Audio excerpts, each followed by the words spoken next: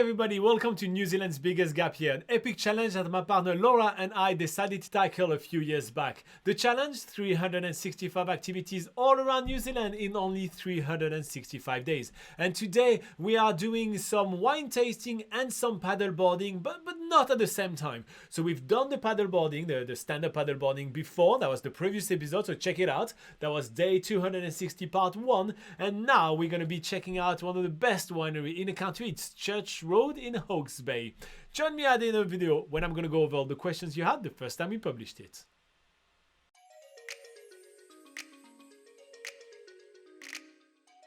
This morning on New Zealand's biggest gap year, day 260, we went to paddleboard in Napier Harbour. It was a morning filled of uneven balance and of seagull. And join us now for the continuation of today's adventures.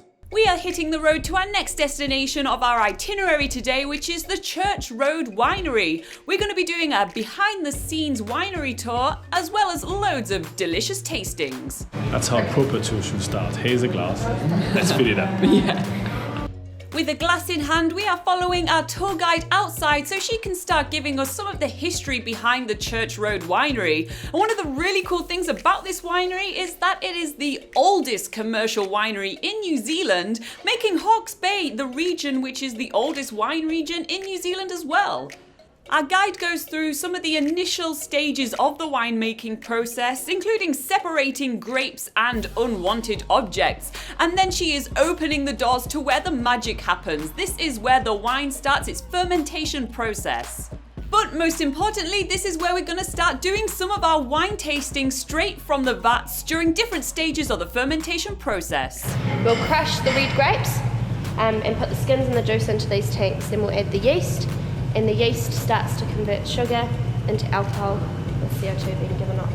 Those massive wooden stuff that we are looking at right now are French oak vats. They were actually the first winery in New Zealand to use wooden vats, and this is what gives this really oaky taste to the wine. Moving on to the outside section of the winery, we get to taste wine in every single stages of the process.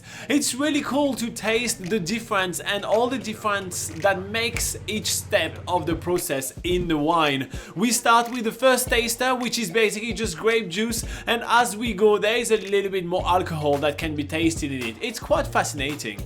During our tour, our guide is also telling us more about the terroir of the Church Road Winery.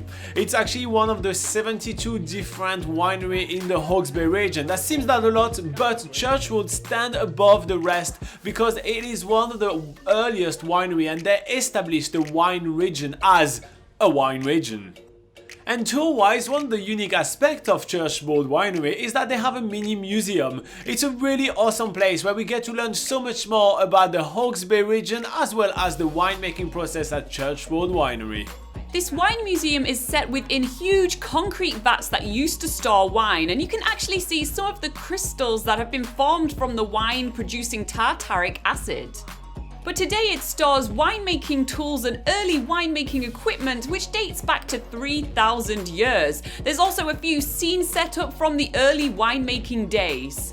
It's a great place to learn more about the winemaking history in Hawke's Bay, and for instance it was the first place in New Zealand to produce Bordeaux style red wine because of the similar climate to Bordeaux in France.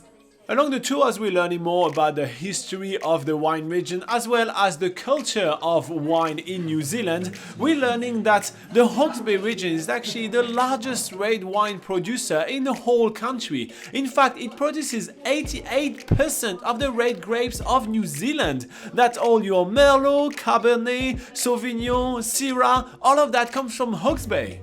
I really like how in-depth this tour goes. Throughout the 1 hour and a half that we spent with our guide, we learned so much about the wine culture in New Zealand, as well as even meeting a few people through pictures, obviously, that started the Church Road Winery back in the days. It's really awesome.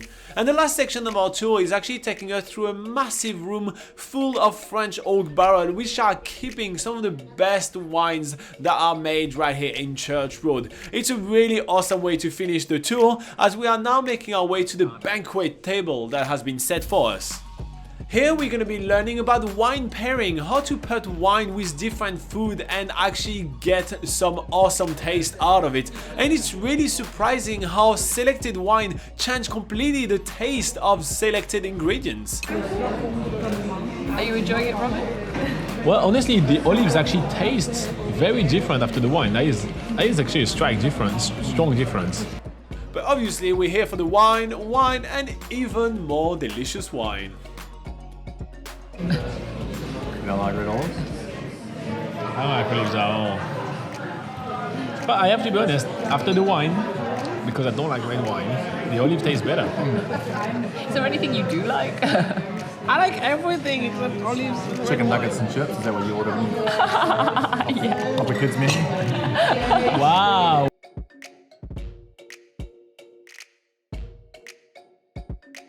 Okay everybody, so you've seen us supping, you've seen us sipping, and now it's time to kind of recap it all. So not that many comments and questions on this video, to be quite honest. We only have the Happy Carlson that says, nice red wine.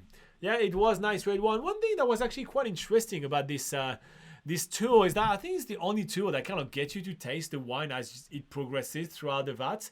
Most of them, they kind of just walk you around, and then at the end you taste some actual wine. So that was kind of interesting to do this tasting along the way, and I don't think I've seen that very much around New Zealand, which is, you know, it's quite cool. It's a nice unique selling point for them, I guess.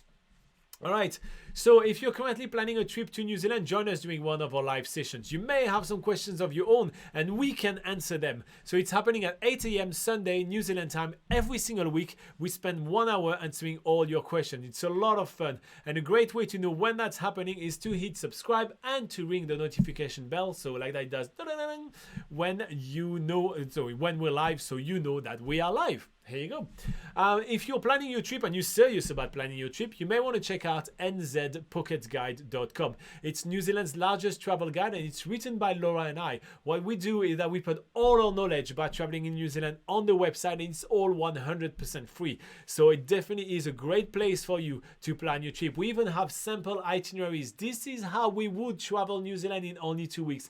This is how we would travel New Zealand in only 3 weeks, etc. So we have all of that at the ready for you, and I'm sure you're going to find that super useful in planning your trip in New Zealand. So yeah, if you want to support us financially, you can join us on Patreon and unlock a lot of amazing perks. Honestly, you get a secret Facebook group where we hang out every single day, Laura and I. You'll get extra live session 1 hour every single week. On top of that, you get PDF, the guides that we've never published before. You've got us helping you actually physically with your itinerary. You send it to us and we literally write down our notes on there. It's a lot of awesome perks for you, and it's all unlocked at less than the price of a cup of coffee a month. How good is that? Anyway, we love helping you. We love the fact that you guys are still watching our videos of doing epic things in New Zealand. Thank you so much for sticking around. We really appreciate you, and we hope you are safe out there. Keep traveling awesome, and hopefully we'll see you in New Zealand soon. Bye bye.